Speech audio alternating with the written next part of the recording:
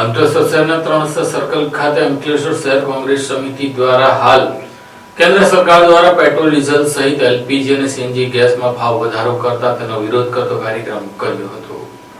અંકલેશ્વરના 3 સર્કલ ખાતે કોંગ્રેસ દ્વારા વધતી મોંઘવારી, બેરોજગારી અને જીવન જરૂરિયાત ચીજવસ્તુઓના સતત વધી રહેલા ભાવો સામે વિરોધ પ્રદર્શન યોજાયું। કાર્યક્રમ દરમિયાન કોંગ્રેસના આગેવાનોએ કેન્દ્ર અને રાજ્યની ભાજપ સરકાર પર આકરા પ્રહારો કરતા સામાન્ય જનતાને પડતી આર્થિક મુશ્કેલીઓ અંગે ચિંતા વ્યક્ત કરી। કોંગ્રેસના નેતાઓએ જણાવ્યું કે પેટ્રોલ, ડીઝલ, એલપીજી, સીએનજી, ઘરેલું અને વ્યાપારી ગેસ સિલિન્ડરના ભાવમાં થયેલ સતત વધારાથી સામાન્ય અને મધ્યમવર્ગીય પરિવારો પર આર્થિક બોજો વધ્યો છે। સાથે જ પેપર લીક, કૌભાંડ અને વધતી બેરોજગારી જેવા મુદ્દાઓને લઈને પણ સરકારની નીતિઓની ટીકા કરી। ભુજ જિલ્લા કોંગ્રેસ પ્રમુખ રાજેન્દ્રસિંહ રાણાની અધ્યક્ષતામાં યોજાયેલ વિરોધ કાર્યક્રમમાં અંકલેશ્વર શહેર કોંગ્રેસ પ્રમુખ ભૂપેન્દ્ર જાની, તાલુકા કોંગ્રેસ પ્રમુખ ગિરીશ પટેલ, યુવા અગ્રણી વસીમ ફડવાલા, વિનય પટેલ, બખ્તિયાર પટેલ, સ્પંદન પટેલ, નગીન વસાવા, શરીફ કાનુગા સહિતના આગેવાનો અને કાર્યકરો મોટી સંખ્યામાં જોડાયા। વિરોધ પ્રદર્શન દરમિયાન પોલીસે કોંગ્રેસના આગેવાનોની અટકાયત કરી। કોંગ્રેસે સરકારને મોંઘવારી અને બેરોજગારીના પ્રશ્નોનો તાત્કાલિક ઉકેલ લાવવા તેમજ સામાન્ય જનતાને રાહત મળે તેવા સરકારક પગલાં ભરવાની માંગ કરી।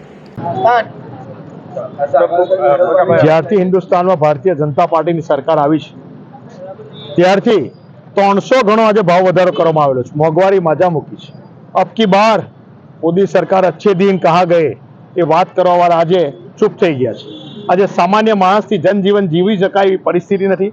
ગેસથી લઈ ઘરેલું સામાનથી લઈ સામાન્ય માણસને ઘર કઈ રીતે ચલાવવું, 25,000 પગારદાર માણસને પોતાનું ગુજરાન કઈ રીતે ચલાવવું મહિને એ પણ એક પ્રશ્નાર્થ હિન્દુસ્તાનમાં મુકાઈ ગયેલો છે। વિદ્યાર્થીઓ બેહાલ છે, બેરોજગારી એટલી બધી છે, ત્યારે આજે ગેસના ભાવથી લઈ આજે પણ ગેસમાં ભાવમાં વધારો કરવામાં આવ્યો।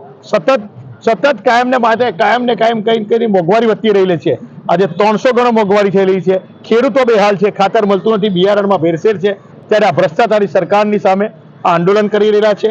આજે 300 ગણો ભાવ વધારો થયો છે, એની સામે ખેડૂતોનો એક શેરડી હોય, કપાસ હોય, તુવેર હોય કે કેળ હોય, તમામ પાકનો ભાવ અંદર ગયેલો છે। 10,000 હોય તો એનો 7,000 પર લાવી દીધો છે, 7,000 હોય એનો 3500 પર લાવી દીધો છે। તો કઈ રીતે ખેડૂતો પર જીવી શકે? ખેડૂતો પર આજે દમન ગુજારવામાં આવી રહેલું છે।